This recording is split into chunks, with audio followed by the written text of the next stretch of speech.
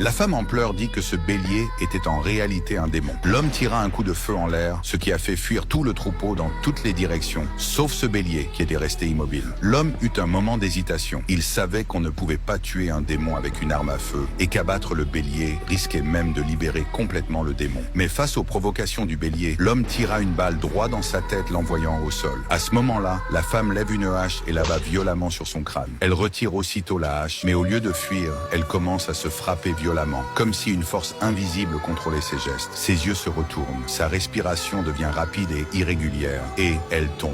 Autour d'eux, personne, figés au sol par ce qui semble les avoir possédés. Pendant ce temps, à l'autre bout de la ville, une fillette observait les adultes se disputer. Soudain, le chien d'ordinaire sage qui se tenait à côté d'elle se jeta sur elle. La scène terrifia le frère de la fillette. Comme je l'ai dit plus tôt, le démon venait d'être totalement libéré du corps du bélier et se déplaçait partout. Les adultes occupés à se quereller ne s'en étaient pas rendus compte. Mais les cris du garçon ont fini par attirer leur attention. Quand l'homme baissa la tête pour vérifier, le chien tenait déjà la fillette dans sa gueule et s'enfuyait. Pedro et son ex-femme étaient restés figés de frayeur. Et ce n'est qu'une fois le chien passé la porte qu'ils réagirent. Le nouveau mari de l'ex-femme partit à sa poursuite, mais le chien avait déjà disparu. L'homme retourna alors chercher son arme, tandis que Pedro tentait de le prévenir, lui disant que peut-être que le chien est possédé et que s'il le tue, il créera un truc plus grave. Mais l'homme, fou de rage, ne voulait rien entendre et est quand même parti. Finalement, il tua le chien d'un coup de feu, ignorant les avertissements de Pedro. Quand tout le monde revint, ils ont découvert que la fillette était indemne. Mais Pedro savait qu'un truc clochait.